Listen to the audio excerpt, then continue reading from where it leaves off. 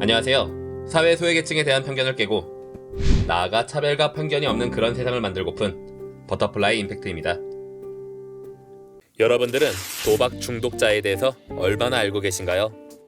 오늘은 도박 중독자에 대해서 알아보겠습니다. 도박 중독자란 도박에 빠져 자신의 의지로는 도박을 멈추지 못하는 상태를 말합니다. 세계보건기구가 일찌감치 공식적으로 인정한 정신질환입니다. 정신질환인데다가 보험 사기에 연루될 가능성도 높아 보험 가입의 거절 사유에도 해당됩니다.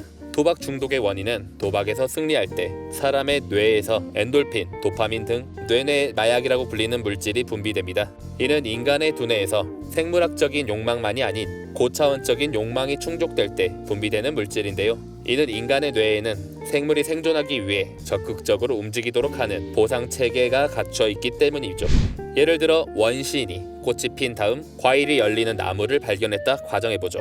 이 상황에서 몇 번 되면 원시인은 다음에는 아직 나무에 열매가 없어도 꽃만 보고 나무에 과일이 생길 것이라고 연상하게 되는 것입니다.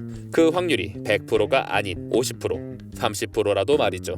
성과가 없는 행동이라도 충분한 보상을 얻을 수 있다면 계속 실행할 필요성이 있으며 이것을 간헐적 보상이라고 합니다. 보상이 100%가 아니더라도 나중에 보상이 나온다면 모든 것이 해결될 것이라는 생각이 연상되기 때문입니다. 그렇다면 도박 중독의 진행 단계에 대해서 말해보겠습니다. 1. 승리 단계. 도박에서 처음부터 돈을 잃으면 오히려 도박을 하지 않는다고 합니다. 하지만 처음 접했을 때 돈을 따게 되면 생각지 못한 큰 만족감과 함께 자만심이 생기죠. 실제로는 도박장에서 호구들을 낳기 위해 일부러 판을 져주어서 돈을 따게 해주곤 하는데 그 사실을 알아채는 사람은 없습니다. 2. 손실 단계. 하지만 언제까지나 따기만 할 수는 없습니다. 도박의 승률은 언제나 업체 혹은 딜러가 유리하기 마련입니다. 시행 횟수가 많아질수록 초반의 이익은 점차 마이너스가 되죠. 이 단계에선 몰두하기 시작하여 잃은 돈에 미련과 집착이 생깁니다. 본전 심리라 하지요. 또한 한탕만 크게 벌면 만회할 수 있을 거란 생각에 베팅 금액이 점차 늘어나게 됩니다. 이 상태에서 본전을 생각하며 은행에서 돈을 빌리거나 심할 경우 집을 팔거나 회사 자금까지 횡령하는 사태가 나옵니다. 경제적 문제의 발생 및 대인관계의 악화로 잠시 도박을 멈추게 됩니다. 겉보기에는 나아지지만 금단 현상으로 인해 다시 도박을 하게 되죠.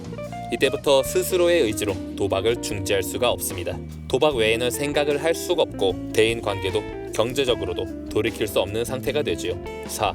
절망 단계. 가장 무서운 단계입니다. 이미 잃을 대로 다 잃은 상태라 스스로의 삶을 포기하고 맹목적으로 도박을 벌입니다. 이쯤부터는 인간으로서의 정상적인 생활이 불가능하지요. 그렇다면 치료 방법은 없을까요? 도박 중독은 혼자 치료가 안 되는 정신질환입니다. 우선 자신의 증상을 숨기지 말고 용기 내어 다른 이들에게 알려야 합니다. 또한 치료에도 전념을 해야 합니다.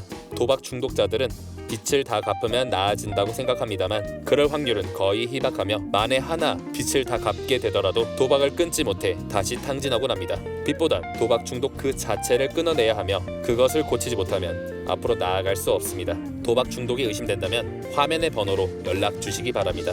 자신이 도박 중독이라 생각이 드는 순간 생각할 필요도 없이 즉시 치료가 시작되어야 합니다. 도박 중독은 혼자 치료할 수 있는 것이 아닙니다. 당신도 치료될 수 있습니다. 할 수 있는 사람이란 걸 보여주세요.